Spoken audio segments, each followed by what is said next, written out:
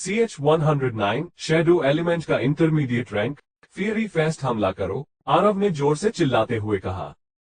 ये बोलते ही उसके स्टार पाथ्सर जुड़ गए और जैसे ही उसने उन दोनों राक्षसों को गिरते हुए देखा, उसने अपने स्टार पाथ्सर को पूरी तरह से जोड़कर तुरंत एक फायर स्टार एटलेस बना दी।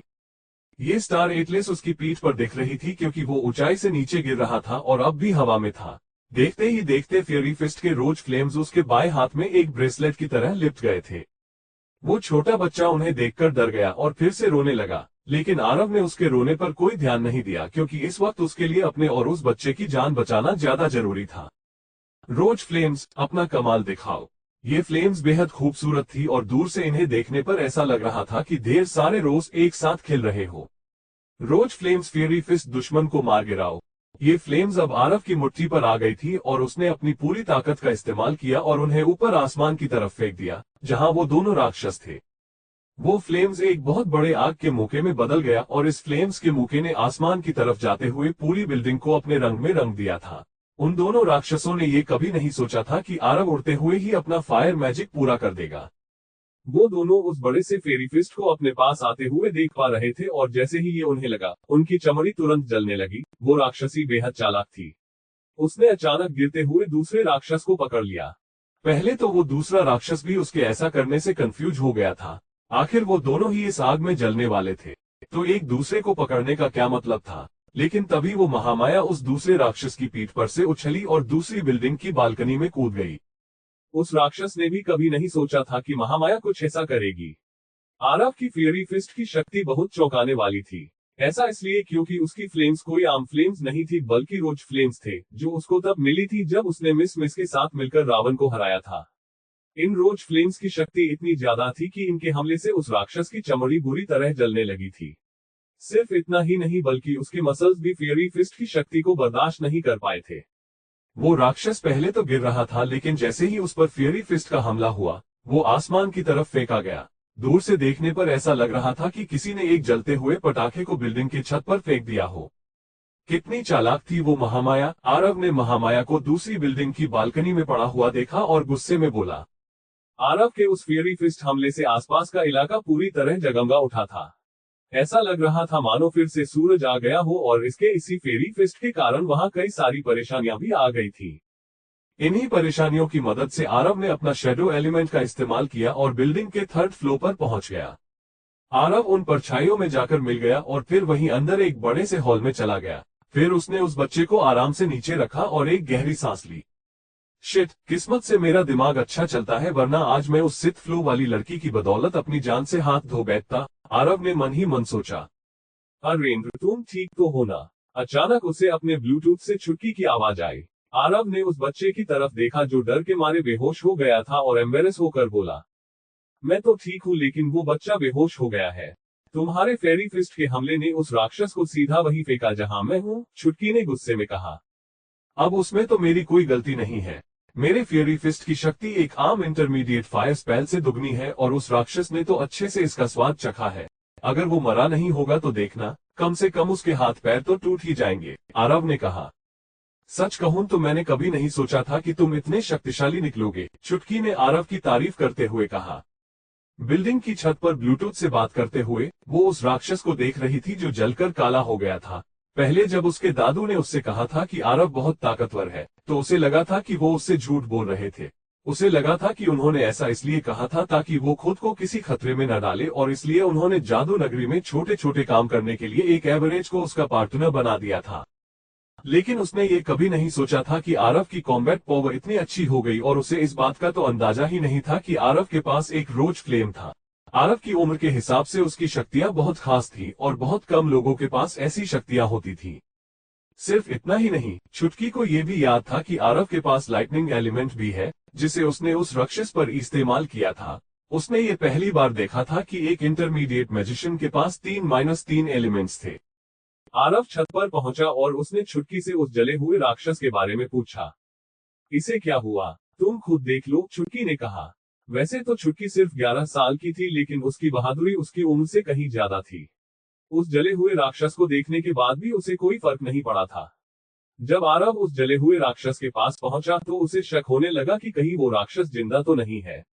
तभी अचानक उस जले हुए राक्षस की चमड़ी कांच की तरह झटकने लगी। उसे देखकर आरव एकदम सतर्क हो गया। उसे ये डर था कि कहीं वो राक्षस फिर से उन पर हमला न कर दे। लेकिन जब उस जली हुई काली चमड़ी के टूटने पर उसे इंसानी खाल दिखाई दी, तो उसका सिर ही चकरा गया। जैसे जैसे वो काली चमड़ी उस पर से हटती गई, उसमें से एक इंसान बाहर आता गया और उसके पूरे शरीर पर एक अजीब सी दिखने वाली जेली जैसी चीज लगी हुई थी। उस इंसान को देखकर ऐसा लग रहा था कि उसने एक लंबे समय से सांस नहीं ली थी। वो किसी ऐसी जगह बंद था जहां उसका दम घुट रहा था। उस काली चमड़ी से बाहर आने के बाद वो लंबी लंबी और गहरी गहरी सांसें ले रहा था। ये सीन बेहद दर्दनाक था। आरव इसे देखकर बुरी तरह शॉक हो गया था। जो आदमी उस काली जली हुई चमड़ी से बाहर आया था, वो कोई और नहीं बल्कि उस औरत का हस्बैंड था। हे भगवान, ये आखिर चल क्या रहा है? पहले जब इसने अपनी इंसानी खाल निकाली थी तो ये एक राक्षस में बदल गया था, और अब जब मैंने उस राक्षस को जला दिया है तो ये फिर से एक इंसान में बदल गया। मुझे तो समझ में नहीं आ रहा कि ये कोई इंसान है या फिर राक्षस। आरव ने मन ही मन सोचा। मदद करो, मेरी मदद करो। उस आदमी को देखकर लग रहा था कि वो बेहद दर्द में था। छुटकी अब भी वहीं खड़ी थी और उस आदमी को देखकर उसका कोई भी एक्शन नहीं था। दूसरी तरफ आरव को समझ में नहीं आ रहा था कि आखिर ये क्या चल रहा था और अब उसे क्या करना चाहिए था। आखिर में छुटकी ने कहा, एम्बुलेंस को बुलाओ, वो इंसान है, हम उसे ऐसे मरने नहीं दे सकते। क्या ये अब भी कहीं राक्षस तो नहीं है? आरव ने फिर से पूछा। यही हमारा क्लाइंट है, अगर इसकी जान चली गई तो तुम अपने मिशन के पैसे तो भूल ही जाओ। छुटकी ने इरिटेट होकर आरव को जवाब दिया। आरव इस बिद्दी सी लड़की के एटीट्यूड से परेशान हो गया था। अगर वो दिखने में इतनी छोटी सी नहीं होती तो आरव को मानना पड़ता कि वो असल में एक दादी अम्मा थी। दादू ने सही कहा था, ये पिद्दी बाकी सबसे बहुत अलग है। आरव ने मन ही मन सोचा। आरव के हमले से महामाया घायल हो गई थी और शायद वो डर भी गई थी, इसलिए वो बिना देरी किए वहां से भाग गई। अगर आरव उसका पीछा करने की कोशिश भी करता तो भी वो उसे पकड़ नहीं पाता। अब तक आरव और छुटकी ने उस आदमी के लिए एम्बुलेंस बुला ली थी और खुद भी उसके साथ हॉस्पिटल पहुंच गए थे। डॉक्टर को उस आदमी के शरीर में कुछ भी अजीब नहीं मिला था, लेकिन उन्होंने ये जरूर कहा कि वो आदमी अब बेहद कमजोर हो गया है और उसका काफी खून बह चुका है। आरव और छुटकी रात भर उसके कमरे के बाहर निगरानी करते रहे। उन्हें जब तक ये भरोसा नहीं हो गया कि वो आदमी अब खतरे से बाहर है, तब तक वो वहां से हिले भी नहीं। क्या तुम्हें पक्का पता है कि वो आदमी फिर से एक राक्षस में नहीं बदलेगा? हॉस्पिटल से बाहर आते वक्त आरव खुद को ये सवाल पूछने से रोक नहीं पाया। चिंता मत करो, वैसे तो मैं अभी भी इस राक्षस के बारे में जानकारी इकट्ठा कर रही हूँ, लेकिन इतनी बात तो पक्की है कि वो दिन के वक्त नहीं आएगा। छुटकी ने उसे जवाब दिया। आखिर वो है क्या, एक इंसान या फिर एक मैजिकल बीस्ट? आरव को समझ में नहीं आ रहा था कि वो आगे क्या करे। अगर छुटकी ये कहती कि वो आदमी एक राक्षस था तो गलत होता, क्योंकि वो हॉस्पिटल में किसी आम इंसान की तरह ही था, और अगर वो ये कहती कि एक आम इंसान था तो आरव ने खुद अपनी आंखों से उसे एक राक्षस में बदलते हुए देखा था। आरव को समझ में ही नहीं आ रहा था कि वो किस बात पर भरोसा करे। मुझे घर वापस जाकर कुछ रिसर्च करनी होगी, उसके बाद ही मैं कुछ कह पाऊंगी। खैर, हमारा मिशन तो पूरा हो गया, बाकी की बची हुई फॉर्मेलिटीज सिटी हंटर टीम पूरी कर देगी, छुटकी ने कहा। जिस तरह से छुटकी बात कर रही थी, ऐसा लग रहा था कि सिटी हंटर टीम वाले उसके असिस्टेंट थे। ये सुनकर तो आरव को भी ऐसा महसूस हो रहा था कि वो किसी अच्छी खासी पोस्ट पर था। पिद्दी, तुम भी अभी इस बारे में ज्यादा मत सोचो, मैं अब यूनिवर्सिटी जा रहा हूँ। अच्छा, क्या सिटी हंटर टीम इस बच्चे का ध्यान रख लेगी? आरव ने उस छोटे बच्चे की तरफ देखा जो अपना अंगूठा चूस रहा था। उस बच्चे को देखकर ऐसा लग रहा था कि वो आरव से डरा हुआ था। उसे डर लग रहा था कि आरव फिर से उसे लेकर किसी बिल्डिंग की खिड़की से नीचे ना कूद जाए। जैसे ही उसने आरव की तरफ देखा, उसकी बड़ी बड़ी आंखों में आंसू आ गए। ठीक है, तुम यूनिवर्सिटी चले जाओ। जैसे ही वो आदमी हमारे मिशन के पैसे दे देगा, हम आधे पैसे तुम्हारे अकाउंट में ट्रांसफर कर देंगे। छुटकी ने भी उससे ज्यादा कुछ नहीं कहा। वैसे तो वो दिखने में बहुत क्यूट थी, लेकिन पूरी रात पहरा देने के बाद अपने मोटे मोटे चश्मों में वो भी बहुत थकी हुई नजर आ रही थी। सुबह होने के कुछ देर बाद ही आरव यूनिवर्सिटी में वापस लौट गया। वो इतना थका हुआ था कि पलंग पर गिरते ही सो गया। अब तो वो उन राक्षसों के बारे में भी नहीं सोच रहा था। अगर आरव का सामना पहले कभी ऐसे मैजिकल बीस्ट से होता तो वो अब तक पागल हो चुका होता। संजीवनी भूमि शहर के सिटी हंटर स्क्वाड में रहने के बाद और शहर में आए आपदा का सामना करने के बाद आरव ने इतना कुछ एक्सपीरियंस कर लिया था कि उसको इन छोटी मोटी चीजों से अब फर्क नहीं पड़ता था। जब वो सोकर उठा तो दिन ढल चुका था। अगर भूख से उसका पेट नहीं गुड़गुड़ाता तो शायद उसे पता ही नहीं चलता कि उसे भूख लगी है। आरव सोकर उठा और डाइनिंग हॉल की तरफ भागा। डाइनिंग हॉल में अब सिर्फ खाना परोसने वाले लोग बचे हुए थे और सिर्फ आरव था जो जल्दी जल्दी अपना खाना खा रहा था। खाने के बाद तो एकदम अच्छा लग रहा है, आरव ने जोर की डकार ली और डाइनिंग हॉल से बाहर आते हुए कहा। साफ था कि हीरो हंटिंग एजेंसी की इज्जत बहुत ज्यादा थी। जैसे ही आरव अपने डोम रूम में वापस लौटा, उसे 15 लाख रुपए अपने अकाउंट में आने की नोटिफिकेशन मिली। पैसों की खबर ने उसे बेहद एक्साइटेड कर दिया था। वैसे तो अभी उसे बहुत पैसे कमाने थे, लेकिन ये शुरुआत अच्छी थी। उसका सोचना था कि धीरे धीरे पैसा इकट्ठा करने पर उसके पास इतने पैसे हो जाते कि वो एक spirit grade lighting soul seat खरीद सकता था। उससे उसकी ताकत भी दुगनी हो जाती। कुछ दिनों बाद भी आरव के पास चुटकी का कोई मैसेज नहीं आया था और उसने इस बारे में कुछ पता भी नहीं किया। बस मन लगाकर कल्टीवेट करता रहा। उसके शेडो एलिमेंट में अब कई बदलाव आने लगे थे। उसके चारों तरफ एक काली लेयर बन गई थी। आरव को बहुत अच्छे से याद था कि जब उसके फायर और लाइटनिंग एलिमेंट इंटरमीडिएट रैंक पर पहुंचने वाले थे, तो उनके ऊपर भी एक लेयर बन गई थी। ठीक है, तो फिर आज शायद शेडो एलिमेंट के इंटरमीडिएट रैंक पर पहुंचने की बारी है। आरव बहुत एक्साइटेड था और ऐसा लग रहा था कि उसकी स्टारडस्ट एक फाइनल पॉइंट पर पहुंच गई थी और अब इंटरमीडिएट रैंक तक पहुंचना चाहती थी।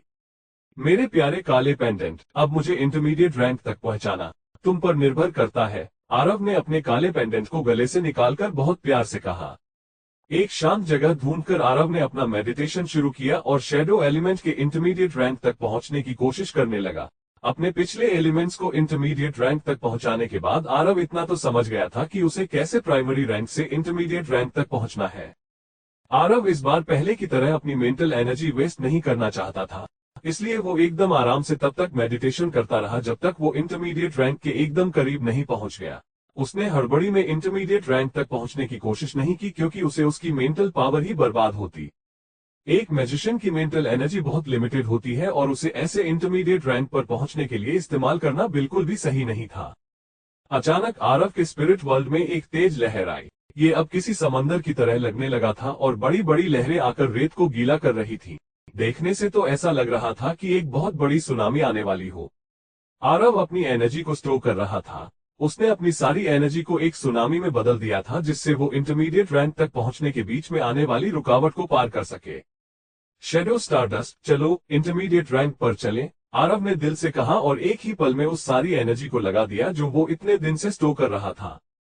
उसकी इस एनर्जी ने बिल्कुल सुनामी की तरह हमला किया। ये बेहद शक्तिशाली थी। एक इंटरमीडिएट मैजिशियन होने के कारण आरव की मेंटल एनर्जी बाकी मैजिशियन से ज्यादा थी और इस बार आरव ने अपने पिछले सबक से सीखकर इंटरमीडिएट रैंक तक पहुंचने की कोशिश की थी। बहुत ज्यादा एनर्जी का इस्तेमाल करके ही स्टारडस्ट को एक नेबुला में बदला जा सकता था। कम से कम आरव को तो यही लगता था कि इंटरमीडिएट रैंक तक पहुंचने के लिए अपनी पूरी एनर्जी को इकट्ठा करके हमला करना पड़ता है। जैसा कि आरव ने सोचा था, बिल्कुल वैसा ही शेडो स्टारडस्ट ने नेबुला बनने में बहुत नखरे किए और साथ ही साथ आरव पर भी मेंटल अटैक कर दिया। लेकिन आरव को तो पहले से ही इस अटैक का अंदेशा था। जब पहली बार वो इंटरमीडिएट रैंक पर पहुंचा था, तब वो बिल्कुल भी स्ट्रांग नहीं था और इस मेंटल अटैक को झेलते झेलते लगभग बेहोश ही हो गया था। लेकिन अब वो इस मेंटल अटैक के लिए पहले से तैयार था।